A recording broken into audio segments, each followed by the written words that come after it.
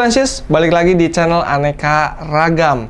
Nah, di acara Kultum Kuliah 7 Menit bersama Sapporo kali ini kita akan membahas masalah pengecatan kulit jeruk.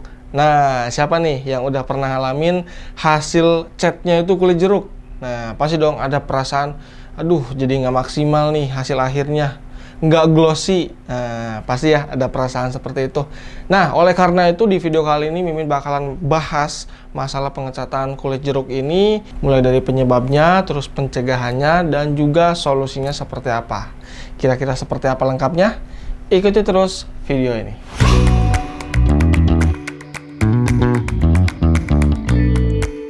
Nah, permasalahan pengecatan kulit jeruk, yang dimana bro dan sis ketika mendapatkan hasil finishing kulit jeruk pasti merasa, aduh ini kurang maksimal nih, kurang glossy hasilnya. Nah, masalah pengecatan yang satu ini emang cukup mengganggu sih. Nah, kira-kira apa sih penyebabnya? Kenapa bisa terjadi masalah pengecatan kulit jeruk ini? Oke, Mimin kasih tahu nih untuk penyebabnya. Nah, penyebabnya adalah yang pertama, interval pengecatan. Nah, jadi interval pengecatan ini kenapa bisa menyebabkan hasil akhir kulit jeruk? Jadi gini bro dan sis, ketika bro dan sis melakukan finishing clear lapis yang pertama, terus tiba-tiba 5 menit kemudian bro dan sis lanjut lapis yang kedua, nah itu akan pasti menyebabkan hasil finishing akhir kulit jeruk. Karena lapis yang pertama belum kering sempurna, udah lanjut lagi lapis yang kedua. Nah, belum kering sempurna itu dalam arti bukan udah kering keras ya, tapi kering tekan jari lah minimal. Nah, kalau misalkan bro dan sis melakukan intervalnya tepat, dalam arti lapis pertama udah kering tekan jari minimal, nah bro dan sis lanjut lapis yang kedua, itu akan relatif lebih aman dibanding bro dan sis interval pengecatannya itu terlalu cepat.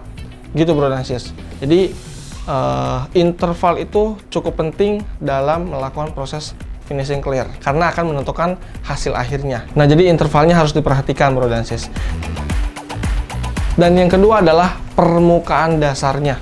Jadi tidak hanya berbicara tentang warna utamanya dulu nih, tapi dari epoksinya dulu.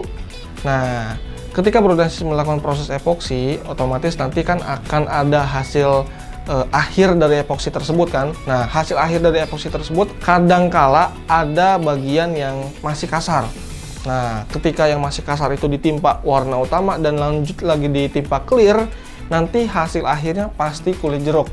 Nah, jadi diusahakan untuk lapisan pertama yaitu epoksi harus benar-benar halus. Jadi mungkin ada yang nggak rata itu diamplas dulu menggunakan nomor 1000 atau 1500 supaya permukaan epoksinya itu benar-benar halus. Setelah itu baru boleh lanjut ke warna utama atau warna dasar. Nah, di warna utama dan warna dasar itu juga harus benar-benar rata ke seluruh bagian.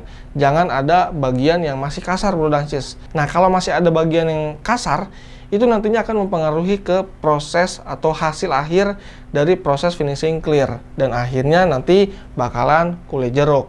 Dan yang ketiga adalah jarak penyemprotan. Nah, biasanya kalau hasil akhir finishing clearnya kulit jeruk, itu biasanya jarak penyemprotannya terlalu jauh bro dan sis.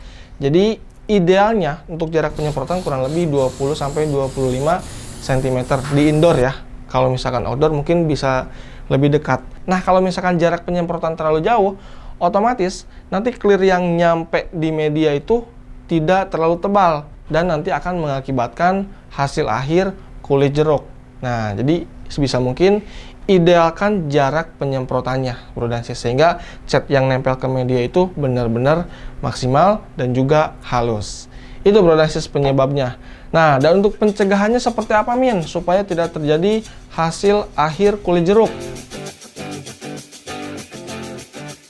Nah, yang pertama Mimin tadi udah sempat spill di awal, pastikan permukaan di bawah clear itu sudah benar-benar merata ke seluruh bagian. Dalam arti tidak ada bagian yang masih kasar.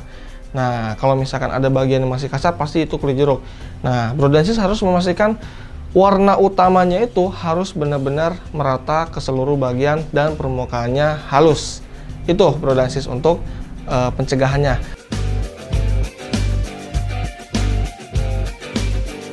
Dan yang kedua, nah ini nih sedikit trik buat Bro dan Sis nih. Kalau Bro dan Sis pingin mendapatkan hasil yang benar-benar maksimal pada saat proses finishing clear, setelah Bro dan Sis melakukan finishing clear lapis yang ke-1, Bro dan Sis jeda dulu sampai kering tekan jari atau mungkin bahkan lebih kering lah. Mungkin bisa didiamkan selama 1 malam. Setelah itu Bro dan Sis boleh melakukan proses pengamplasan. Bro dan Sis boleh menggunakan amplas nomor 2000 untuk menghilangkan tekstur kulit jeruk di lapis clear yang pertama. Nah, jadi ketika nanti Bro dan Sis lanjut lagi ke lapis yang kedua, hasil akhir finishingnya akan jauh lebih flat dibanding tidak melakukan proses pengamplasan terlebih dahulu. Nah, kurang lebih itu Bro dan Sis untuk pencegahannya. Nah, Min, kalau misalkan udah kejadian gimana nih solusinya? Nah, untuk solusinya, biasanya kan masalah kulit jeruk ini Bro dan Sis ngeh ketika setelah melakukan proses repaint. Dalam arti setelah melakukan proses finishing clear. Nah, kalau misalkan hasil finishing clear Bro dan Sis kulit jeruk, solusinya gimana? Bro dan Sis bisa melakukan proses amplas poles ala Mimin 2.1. Itu udah pasti manjur banget Bro dan Sis. Nah, contohnya ini nih di depan Mimin. Di sini ada speed shape yang Mimin repaint menggunakan warna B13 black dan di finishing clear ya. Cuman finishing clearnya itu Mimin asal-asalan dan mendapatkan hasil yang seperti ini. Kulit jeruk dan drop parah. Ini sama sekali nggak bisa dibilang glossy kalau menurut Mimin. Dan yang satunya ini hasil akhir yang sempurna. Nah, Bro dan Sis bisa lihat ya perbedaannya.